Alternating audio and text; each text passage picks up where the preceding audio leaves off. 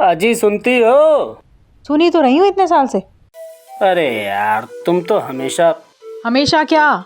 कुछ नहीं, चाय पिला देती तो बड़ी कृपा होती। मेरा अभी कृपा बरसाने का कोई मूड नहीं है। अरे यार बना देती थोड़ा। दिमाग नहीं काम कर रहा, कोई आइडिया नहीं मिल रहा लिखने के लिए। अब कब तक अपनी लिखी किताब पढ़कर काम चलाएंगे? तो इसमें मैं क्या करूँ? अरे चाय बना दो, और क्या करोगी? अरे भाभी जी, जो लाइएगा दो लाइएगा। अरे आइए हनुमान जी, आइए बैठिए। क्या हाल चाल है? मत पूछो यार।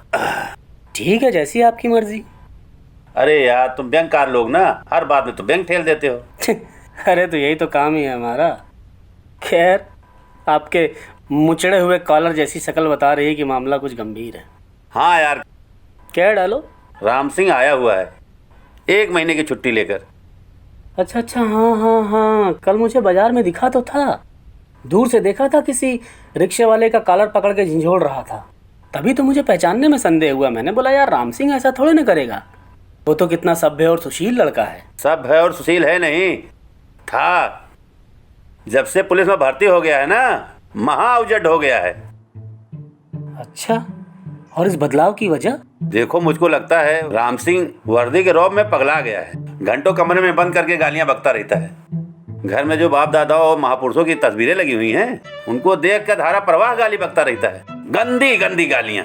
अब मुन्नी को ड्रेस चाहिए थी, तो उसका ही गुल्लक फुड़वा के उसका ही पैसा लेके उसको ड्रेस ले आया, और बाकी बचे पैसे अपने जेब के हवाले कर लिया। कहता है हमारा कमीशन है।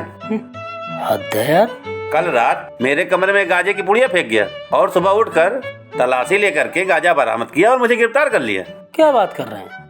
मैंने लाख हाथ पांव जोड़ा। मैंने कहा मैं तुम्हारा सगा भाई हूँ, छोड़ दे भैया छोड़ दे, लेकिन एक नहीं माना। 1000 रुपया घूस लिया है, तब जाके कहीं छोड़ा है हमको। ये घटना आपके मनोरंजन के लिए नहीं सुनाई है? बताइए, हंस रहे हैं। चलिए ठीक है, मैं बात करता हूँ उससे। हाँ यार करो, तुम्हारी बात भी मानता है। हाँ ठीक है, लेकिन देखो मैं अपने हिसाब से बात करूँगा। किसी भी हिसाब से करो, लेकिन करो। पता तो चले यार क्या हुआ है उसे। कुछ भी नहीं हुआ है मुझे। तो फिर ये उपद्रव क्यों मचा रखे हो? भैया मुझे कोई समझने की कोशिश ही नहीं करता है। मैंने एक बार कहा कि 1 महीना तक मुझसे मत बोलो, मेरा दिमाग बिल्कुल ठीक है। फिर ये सब क्या है? पूरी घटना सुनाऊं या दिखाऊं? फ्लैशबैक में दिखा देते तो बढ़िया था यार, दर्शकों का भी मनोरंजन हो जाता। ठीक है, तो बात ऐसी है कि मैं दरोगा बनके पोस्टेड हुआ दोमुहा थाने में, और वहीं पास में एक गांव है बभनगवा। एक दिन उसी गांव का एक लड़का भागा भागा आया रिपोर्ट लिखाने के लिए कि उसके घर पे चोरी हो गई है। फिर मैंने उसको गाड़ी में बिठाया और पहुंच गया उसके घर। फिर फ्लैशबैक।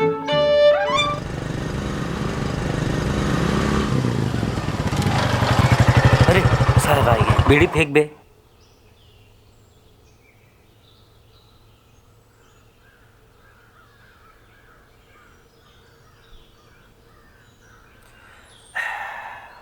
हुजूर,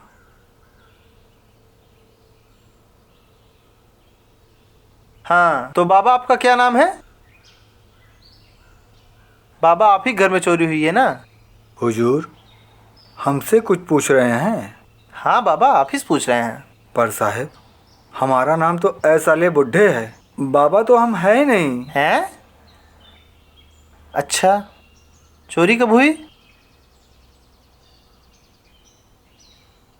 बाबा आप कुछ बोलते क्यों नहीं? चोरी कब हुई? हुजूर, गलती हो गई, हम बाहर गए थे, लड़का नादान है, नहीं तो ऐसी गलती नहीं होती सरकार, न रिपोर्ट होती न आपको तकलीफ उठानी पड़ती। ए लड़के, माफ़ी मांग साहब से, बेवजह रिपोर्ट कराया। आप भी गजब बात कर रहे हैं। अरे चोरी की रिपोर्ट तो होनी चाहिए, आखिर हम पुलिस वाले हैं किस लिए? वो तो आप जाने मालिक। हम आपकी सेवा के लिए हैं। हमारा फर्ज है आपका जो माल चोरी गया है उसे हम बरामद करें और आप तक सही सलामत पहुंचाएं। चाय पी लें सरकार? नहीं, इस समय मैं ड्यूटी पे हूँ। इस समय मैं कुछ खा भी नहीं सकता, एक सुपारी का टुकड़ा भी नहीं, समझे? बड़ा अजीब सा माहौल था वहाँ पर।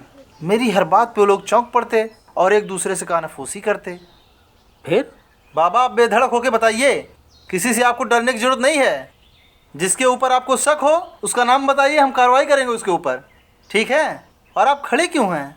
बैठ जाइए। अब आखिर आप हमारे पिताजी की उम्र के ठहरे। फिर कानाफूसी शुरू हो गई। मैं बड़ा अचरज में था कि ये लोग मेरे किसी बात का सीधा सीधा जवाब क्यों नहीं दे रहे हैं।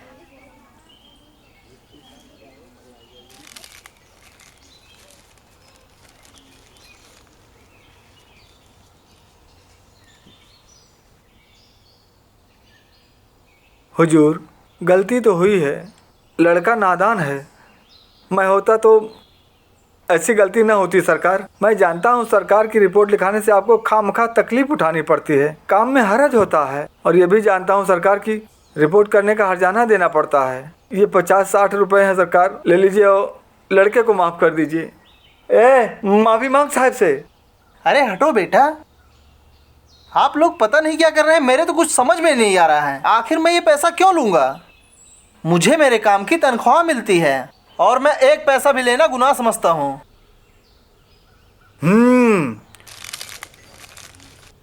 अब भी तुम लोगों को कोई शक है? बिल्कुल नहीं। तो मुंह क्या देखते हो? बांध दो साले को। बेटवा रस्सी ले आओ तो।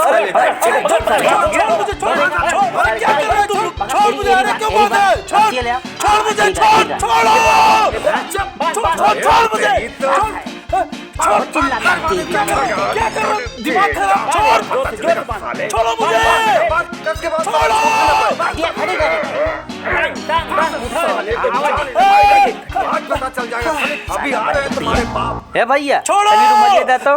तुम जानते नहीं मैं पुलिस बेटा तुम भागकर शहर जाओ और बड़े वाले दरोगा जी को बुला के लाओ। असली वाले को बता देना कि गांव में एक पुलिस की वर्दी में चोर आया था, ठगहार। मैंने बांध रखा उसे। जाओ जल्दी से जाओ। ओ तेरी तो। अरे मैं पुलिस इंस्पेक्टर हूँ, मैं कोई ठग या डाकू नहीं हूँ। चुप। तू पुलिस इंस्पेक्टर नहीं है, तूने ये वर्दी चुराई है और पहनकर हमें ठगने आया है। अरे नहीं नहीं, तू मुझे धोखा नहीं दे सकता। मैंने बहुत पुलिस वाले देखे हैं, ऐसे होते हैं पुलिस वाले। तू जरूर कोई ठग है। अरे भाई मैं सच में पुलिस हूँ। चुप कर, नहीं तो बजाऊंगा डंडा। जिंदगी बीत गई मेरी पुलिस वालों को देखते देखते। किसी ने मुझे सुनने बुड्ढे के अलावा और कुछ नहीं कहा।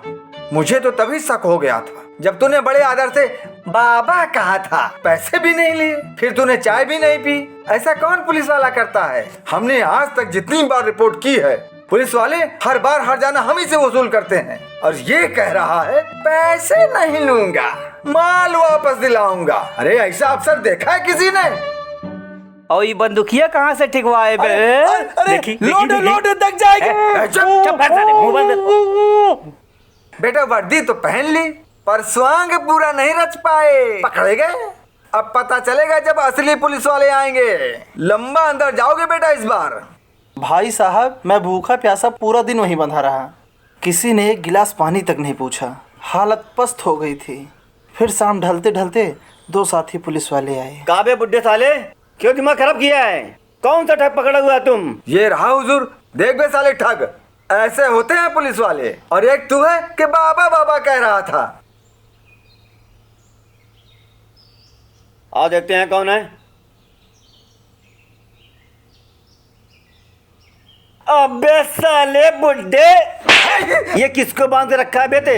इस साले हमारे चौकी इंचार्ज हैं, हमारे बड़े साहब। अब तो साले इनको बांध के रखा है, इनको बांध के रखा है साले बुड्ढे। मार साले का, मार साले का। अरे साले मेरे साहब को बांधने का, मार साले का। आज अबे पीछे लगे ना, भाग जोर से भाग। रुक साले, भागोगे तो बहुत मारेंगे। साहब को खोल साहब को साले, खोल साले खोल। हवलदार दूसरा तुम भी खोलो।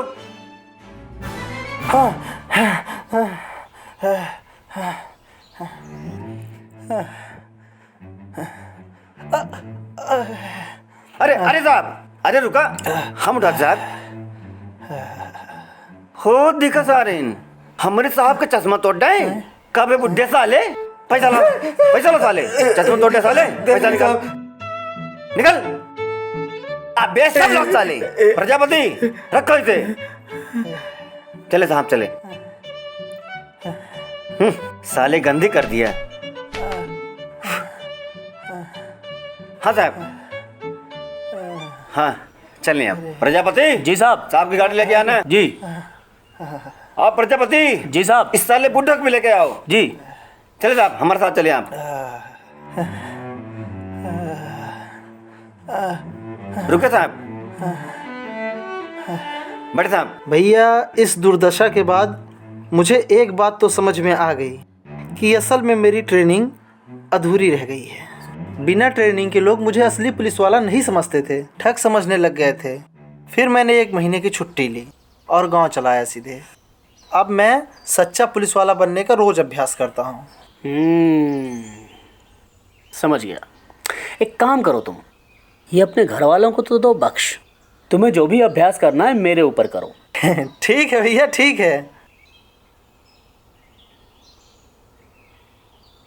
क्यों बे परसैया, इतना टाइम लगता है चाय लाने में?